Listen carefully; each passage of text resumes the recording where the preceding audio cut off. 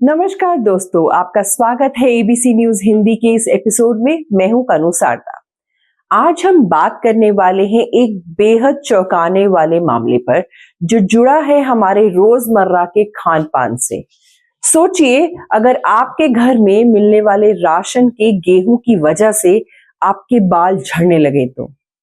जी हाँ, महाराष्ट्र के बुलढाणा जिले के शेगांव तालुका में पिछले कुछ महीनों से कुछ ऐसा ही हो रहा है।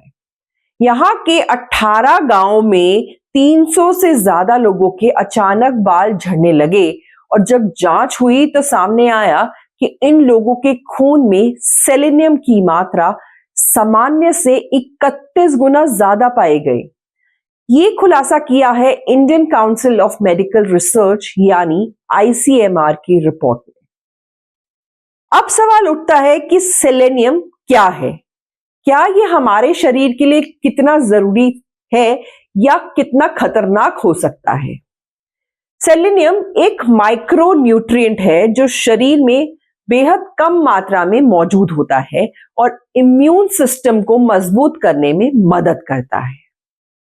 लेकिन जब ये जरूरत से ज्यादा हो जाए तो इसे सेलेनिसिस कहा जाता है, जिससे बाल झड़ने लगते हैं, नाखून कमजोर हो जाते हैं और दूसरी गंभीर स्वास्थ्य समस्याएं हो सकती हैं। अब ये मामला और गंभीर हो जाता है जब पता चलता है कि सेलेनियम सामान्य तरीके से नहीं बल्कि राशन की दुकानों से सप्लाई किए गए गेहूं के जरिए लोगों के शरीर में पहुंचा। ICMR की जांच में पाया गया कि जिन लोगों के बाल झड़ रहे थे उनके घरों में वही गेहूं इस्तेमाल हो रहा था जो सरकारी PDS यानी कि पब्लिक डिस्ट्रीब्यूशन सिस्टम के तहत सप्लाई किया गया था। इस रिपोर्ट में यह भी कहा गया कि राशन की दुकानों से लिए गए गेहूं के सैंपल में सेलेनियम की मात्रा सामान्य से 2 से 8 गुना अधिक पाई गई। यही नहीं, जिन घरों से बाल झड़ने की शिकायत आई थी उनसे में से अधिकतर में यही गेहूं इस्तेमाल किया जा रहा था।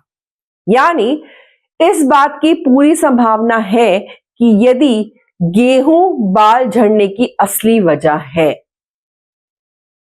ICMR की टीम ने 14 से 17 जनवरी के बीच 3 गांवों का दौरा किया और वहां से प्रभावित और अप्रभावित लोगों के ब्लड सैंपल, बालों के सैंपल और गेहूं व चावल के सैंपल लिए।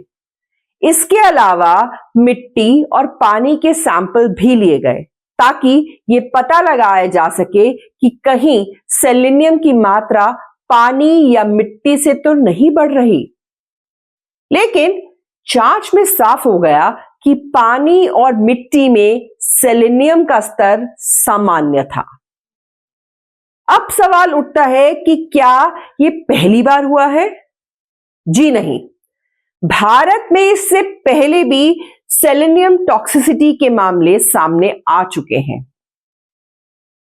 2016 में राजस्थान के SMS मेडिकल कॉलेज की एक रिपोर्ट में पाया गया था कि 15 लोगों के शरीर में सेलेनियम की मात्रा खतरनाक स्तर पर पहुंच चुकी थी और इसकी वजह गेहूं था।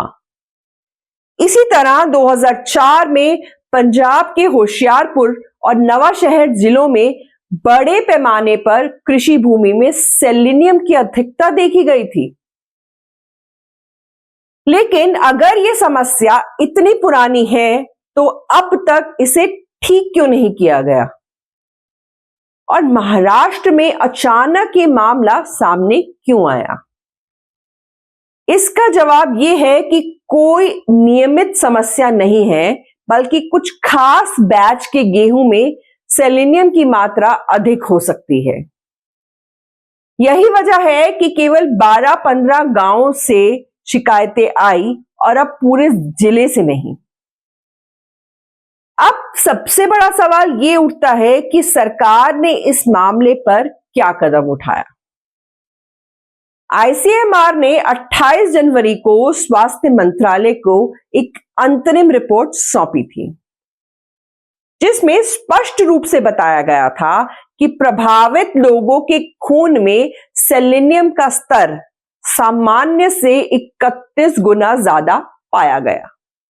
लेकिन हैरानी की बात यह है कि इस रिपोर्ट को सार्वजनिक नहीं किया गया, बल्कि जब मीडिया में यह मामला आया तब जाकर स्वास्थ्य मंत्रालय ने बयान दिया कि सेलेनियम और बाल झड़ने के बीच कोई ठोस संबंध साबित नहीं हुआ है। इस पूरे मामले को समझने के लिए हमें सरकारी राशन प्रणाली पर भी ध्यान देना होगा। पीडीएस सिस्टम के तहत सरकार गेहूं और चावल जैसी जरूरी चीजें सस्ते दामों पर उपलब्ध कराती है, लेकिन कभी कभी इसमें गुणवत्ता से जुड़ी समस्याएं सामने आ जाती हैं। महाराष्ट्र के इस मामले में भी ऐसा ही कुछ हुआ, जहां पीडीएस सिस्टम के लिए दिए गए गेहूं में सेलेनियम की मात्रा अधिक थी, जिससे बाल झड़ने की समस्या हुई। हालांकि यह भी देखा गया कि जिन लोगों के बाल झड़ गए थे, उनमें से कई के बाल दोबारा उगने भी लग गए हैं। इसका मतलब यह है कि यह समस्या किसी लंबे समय तक चलने वाली समस्या नहीं थी, बल्कि कुछ दिनों तक अत्यधिक सेलेनियम के संपर्क में आने की वजह से हुई। विशेषज्ञों का मानना है कि यह हो सकता है कि कुछ ही बोरी में सेलेनियम की यह मात्रा अधिक थी, जिसकी वजह से यह प्रभाव केवल कुछ ही गांवों तक सीमित रहा। अब जरूरत इस बात की है कि इस मामले की गहराई से जांच हो और यह सुनिश्चित किया जाए कि आगे से ऐसा ना हो। सरकार को चाहिए कि वे पूरे पीडीएस सप्लाई चेन की जांच करे और देखें कि कहीं और भी कुछ ऐसा मामला कहीं और तो नहीं हो रहा है।